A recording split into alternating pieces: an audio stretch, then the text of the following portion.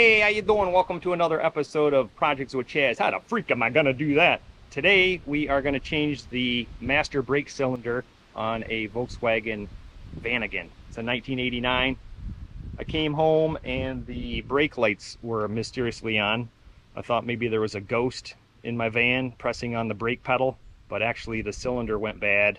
The brake pedal went all the way down and it triggered the brake lights. I disconnected the battery and I researched this a little bit and I'm gonna attempt it myself. So stay tuned. All right guys, this is my Vanagon. There's the battery. It's behind the passenger seat. Disconnect the positive, the negative, and just let it chill while you dig into the dash. Okay, I'm behind the driver's steering wheel side here, and this is the instrument panel lid. You just lift from behind, pop this off carefully because you don't want to buy a new one. Take this little heat plastic thingy off. Now that's the brake fluid, and I already checked it out earlier. It's full, which lets me know that the master cylinder is probably shot, or maybe the brake sensor, but I'm pretty sure it's both. Who knows? I'm gonna just replace all of it since I'm digging in here. Now there's some screws you need to take out, and you need to unclip some things. I've been in here before to do some things, and I labeled stuff so I knew where it would go when I had to put it back together. Okay, it's a Phillips head. You want to take this off. You got a screw over here. Set that aside. Now I labeled these like T for top, M for middle, and then obviously the one unmarked is on the bottom. All right, these little clips you want to wiggle gently. You can kind of squeeze on them and just pull them off. Okay, some of these, this one popped off easily, but this one I could not get off, so you can just pinch in these little things here and just pull the little button out instead of disconnecting this and maybe damaging it. These you can just squeeze and it should just pop out.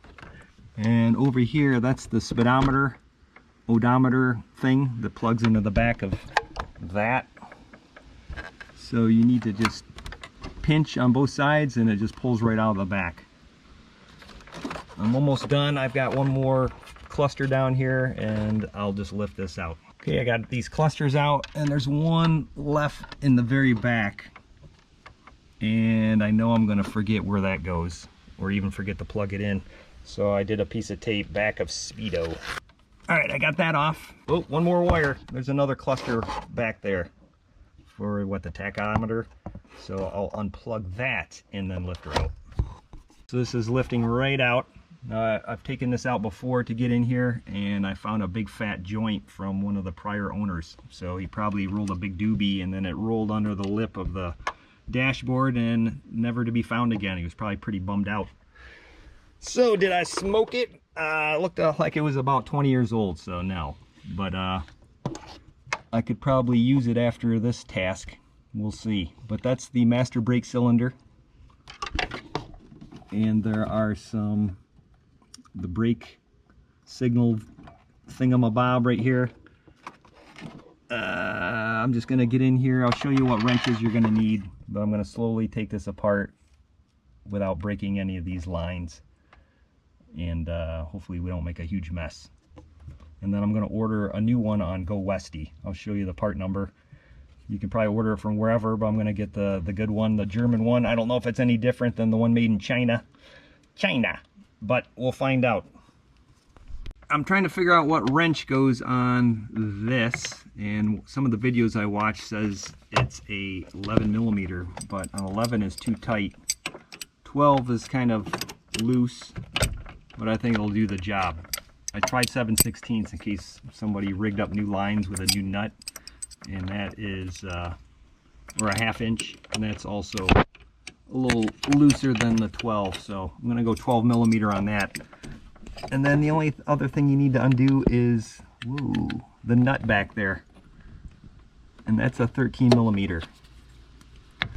So I'll get a socket on that, a wrench on that, And then some of the videos I watched, there was no hose. I'm assuming that's an overflow hose. I'm gonna try to take that off with some pliers, and hopefully the fluid doesn't run all over the place, because that'll be a freaking mess. Okay, I cannot get this thing off of here, so there's enough slack in this hose where I'm gonna cut it, and then I'll get this off eventually after I get it out of the van, and then I think there's enough slack where I can pull some back up over it. And then I just noticed down here, these are like the brake switches. You need to unplug them. This one back here has a zip tie around it, so it must have kept coming unplugged, and the prior owner zip tied it to the brake cylinder. So I got to snip that, unplug it, and you're going to want to leave these in when you remove this, otherwise your fluid will just come gushing out and make a mess all over the car. I have a oil pan with some paper towel in it. When I remove this, I'm going to drop it into it. Okay, I did a little research, and this is actually for the clutch. Automatics won't have this hose. This is for the clutch, and I don't know if air bubbles in it affect it or not. I've watched a few videos of some other dudes taking this off, and I don't see them bleeding this line, so I guess we'll find out. But I was able to get it off with my fingers. I just kind of worked it back and forth. I'm going to empty it down below this line here until I can take this off without it gushing everywhere. Okay, I have it below the minimum. This water bottle is almost filled up. I'm going to get it out of here before it corrodes a hole into it and it explodes all over like a big jar of piss. Okay, those nuts are on there super tight, and I just have a little ratchet here. I have this extension pipe that I kind of retrofitted to fit my ratchet for some extra torque. So I'm going to try to loosen those up, and when I do, the nut's probably going to fall, so I have a little magnet, and I'm just going to try to catch the nut before it drops into the abyss.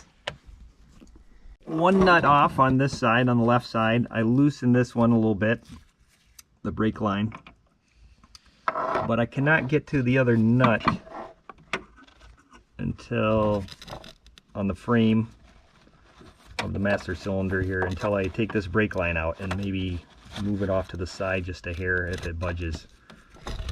So when I started loosening it, it started leaking all over, so you need some paper towel under here. And remember, lefty loosey, righty tighty.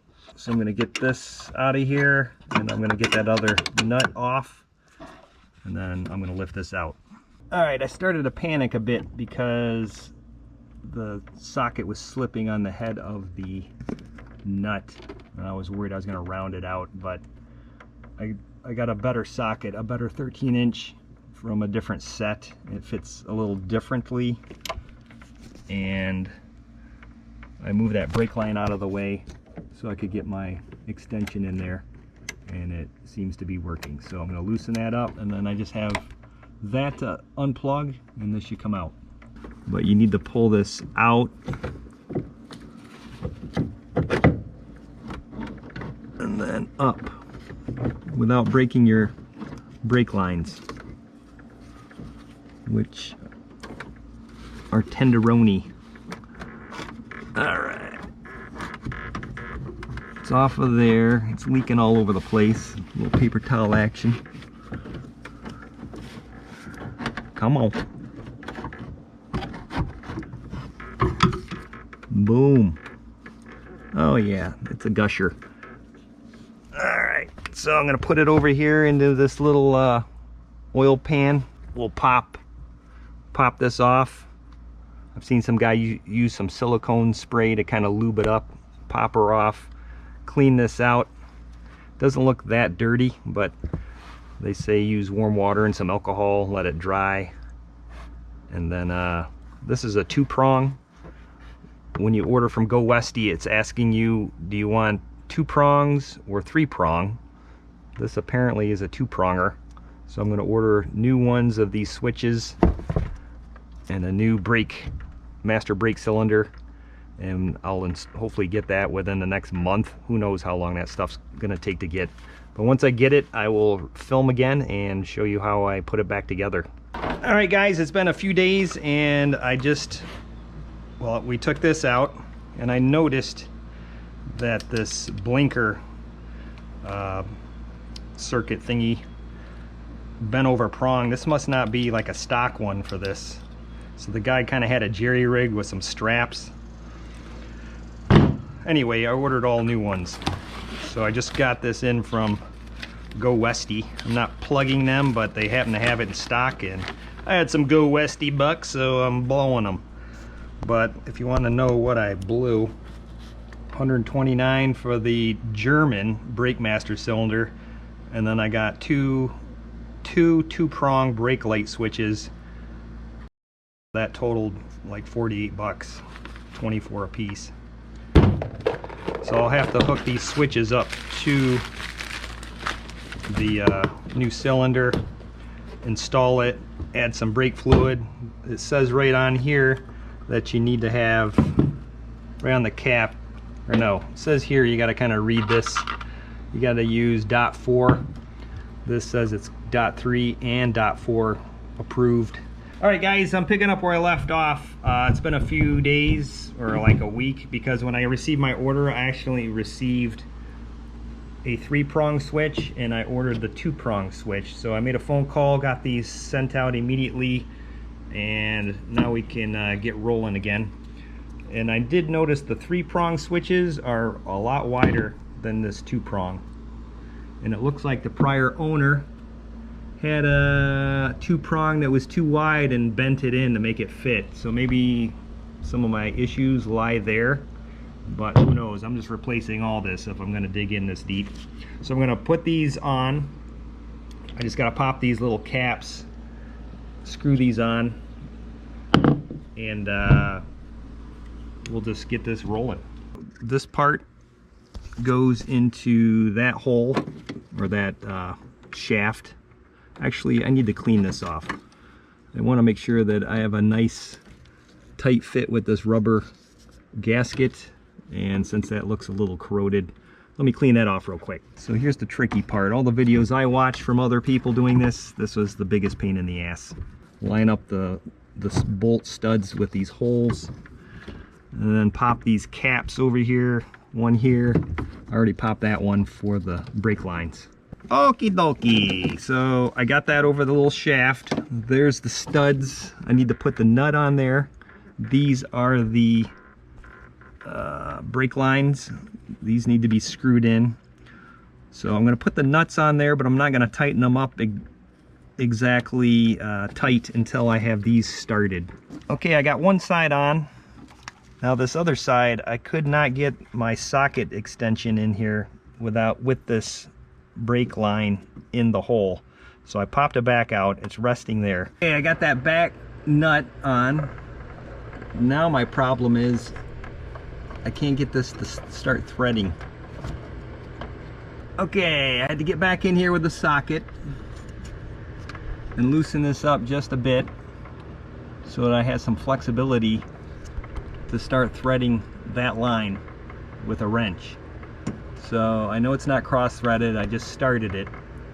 Now the challenge is going to be to get my extension underneath this line and get that tight again. And then I will tighten that up, not fully, after I get this line in. And I guess you need the wiggle room to be able to get this started.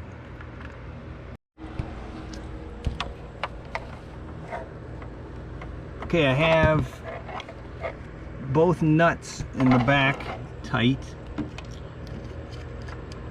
and then I have these not quite screwed in all the way, because when you put the brake fluid in, it's going to fill this master cylinder up, and all the air is going to come bubbling out of here. And once the bubbles stop, then you can tighten these all the way. At least that's what I understand. So we'll try that. And these brake lines are high enough in the air where the line shouldn't have filled with air. Gonna stick this back on. I labeled this reservoir top, so that goes in here. I'll hook that up after I fill this up. So let's go. Oh, it's dripping out of there. All right, I'm between the minimum and max, so I'm gonna stop and see what happens here. This one I tightened up. It was dripping, and I pumped the brakes,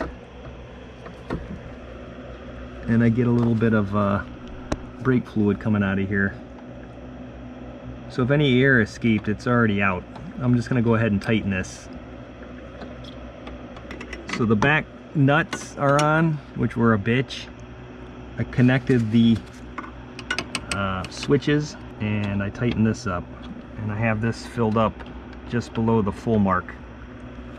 So I'm gonna rig up, put the dash back together, and then I will connect the battery back up, start it, and make sure everything works. Don't forget the speedometer hookup. That's like the last thing, because there's no slack in this. So everything has to be connected. And then when you push this back into place, you can just kind of reach back here and connect it. And then there's 4 screws. 1, 2, 3, 4. All right, don't forget this little heat cover shieldy thingy. This is high tech, I tell you. Or maybe it's the wrong way. Let me fiddle with this. What a pain in the butt. All right, it goes like that. And then this, these little cutouts are where those prongs go. Feed this underneath. Feed that underneath this lip. And then you should just press back. There it is. Got the dash put back together, the battery connected. I'm gonna start this up, see if I can throw in reverse. So the brake lights were stuck on permanently because the pedal was all the way to the ground, but that is not happening now, so far so good. All right, here's the moment of truth. Throw in reverse.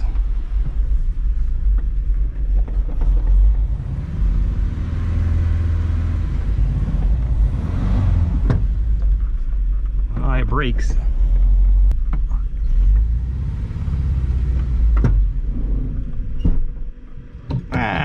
Classic stall. All right, so far they feel good. They're not squishy, and I'll have to take this for a test drive tomorrow, but I think I'm good. Hey guys, thanks for watching another episode of How the Freak Am I Gonna Do That? Projects with Chaz. Over the course of a few weeks, because I had to order parts twice, we replaced the master brake cylinder and the brake switches. It's quite the task, but I saved myself a boatload of cash. And I just tested out the van. The brake lights are no longer stuck on, and I have brake pressure, and it stops. All in all, I think she's ready to roll. So like all good projects, I'm gonna end this one by cracking a beer. By no means am I a mechanic, but I just dug in, watched some videos, some other people's videos, and it helped me out quite a bit. So maybe I covered some things that those videos didn't cover. If this helped you out, please like my page, subscribe, comment, and I'll see you next time.